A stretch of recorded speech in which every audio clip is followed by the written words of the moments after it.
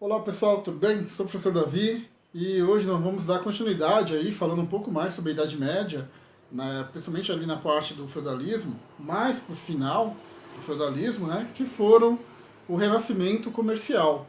Porque, como vocês sabem, né, durante as cruzadas houve esse intercâmbio, digamos assim, né, que foi meio que forçado, entre a cultura ocidental com a cultura oriental. Porque os medievos saíam, né, da parte ocidental da Europa e ia tentar reconquistar a terra de Jerusalém. Ficava lá no Oriente Próximo, né, que o pessoal fala Oriente Médio, Oriente Próximo.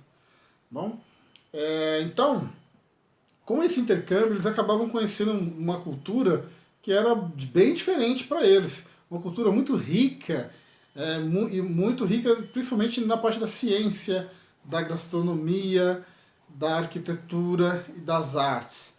Então, isso é claro que acaba influenciando de certa forma. E assim, acabou aumentando o comércio, né, pelo interesse das coisas que eles encontravam lá. Todo mundo queria, era moda na Europa.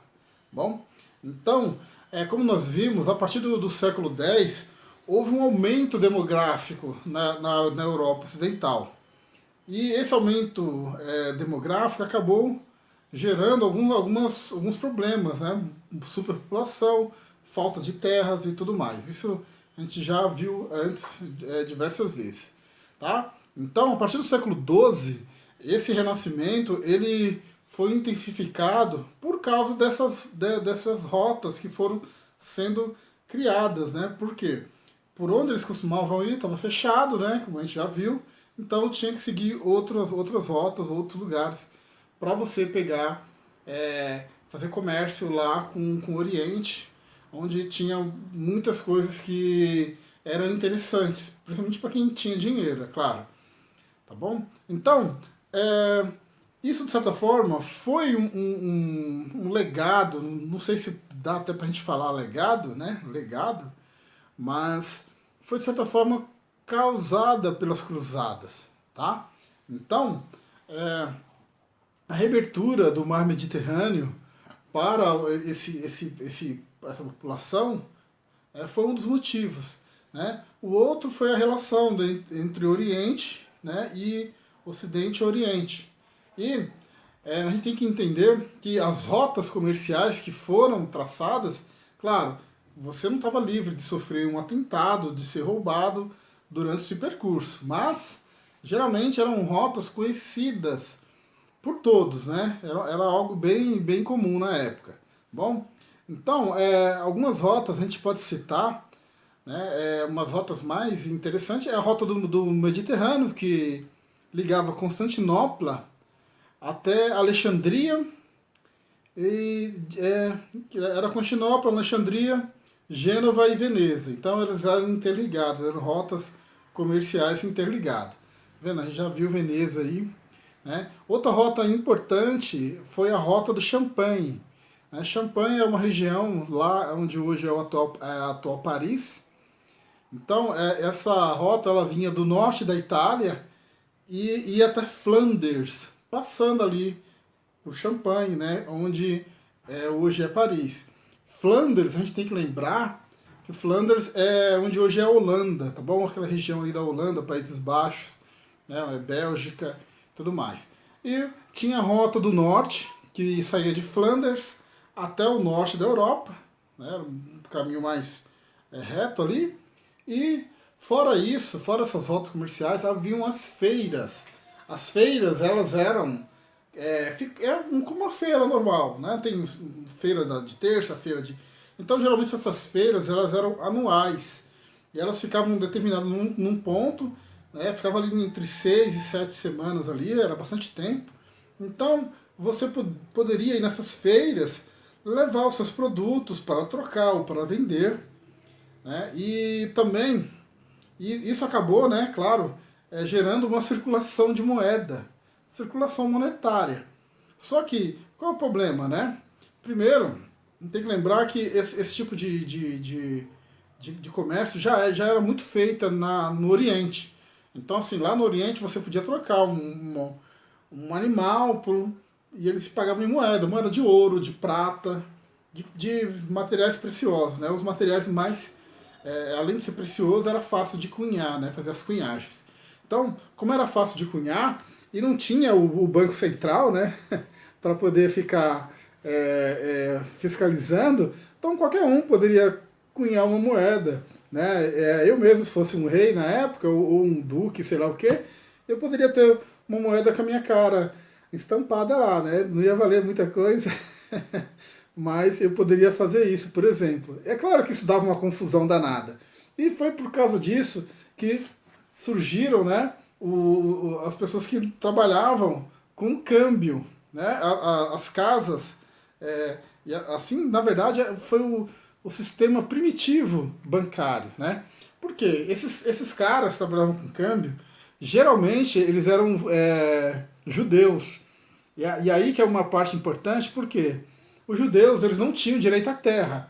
Por quê? Porque eles não eram cristãos. Se você não era cristão, no lugar onde todo mundo era cristão, você não tinha direito a nada. A gente tem que lembrar que a Europa, né, grande parte da Europa ocidental, ela era sim cristã.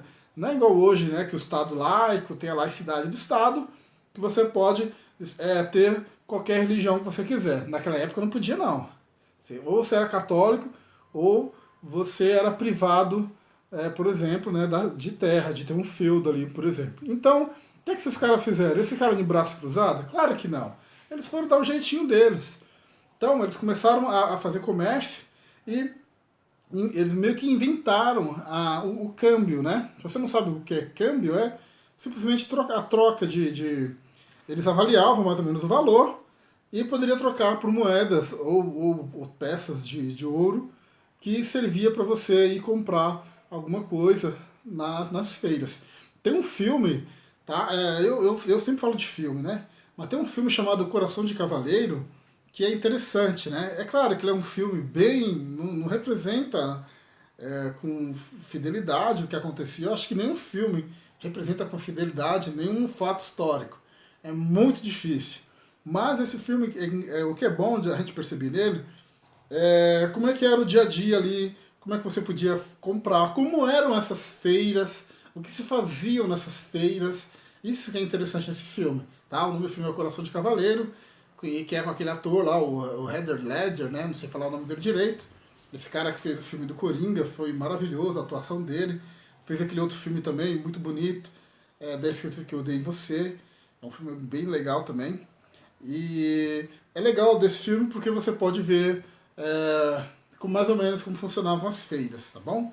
Isso que é interessante. Então, para a gente continuar, outras coisas que foram acontecendo durante essa época, esse comércio, foi o renascimento urbano, mas isso é um assunto para outra aula, né? Mas, digamos, as cidades cresceram de uma forma muito grande. Cidades que já existiam ficaram cidades gigantescas, né? E uma coisa que a gente tem que falar é sobre a acumulação primitiva do capital, tá bom? Então, só para vocês entenderem rapidinho, né? Os ganhos auferidos por comerciantes e artesãos puderam ser investidos na ampliação de seus negócios, configurando uma importantíssima mudança. A passagem da economia estática, típica do feudalismo, né, para um sistema econômico que a maioria dos historiadores chama de acumulação primitiva de capitais, essa transformação na economia assinala o início da transição do feudalismo para o capitalismo. Então, ou seja, né, é aí que já começa o capitalismo, digamos assim, tá bom? Outra coisa interessante que aconteceu nessa época foi a origem do sistema bancário. A princípio, instalados em simples bancas nas feiras, os cambistas, como eu já expliquei, né, eles conseguiam acumular grandes quantidades de dinheiro, o que lhes permitiu montar escritórios nos quais eles faziam empréstimos a juros, chamado usura, né? Essa atividade era considerada pecaminosa pela igreja, porque na Bíblia diz que você não pode lucrar, tá bom? Dá uma olhadinha, você tem uma Bíblia aí, olha lá, né, o Velho Testamento. Eu não lembro qual o capítulo. Essa atividade era considerada pecaminosa pela igreja, mas satisfazia a necessidade de quem precisasse de recursos para concretizar algum negócio. Por essa razão, a usura, que era inicialmente praticada por judeus, tornou-se uma atividade corrente, realizada por prestamistas, né, e que iriam formar o embrião do sistema bancário. Além de efetuar empréstimos, essas casas aceitavam guardar depósitos em dinheiro e emitiam letras de câmbio, que era um papel com um valor determinado, que podiam ser descontados em outras praças.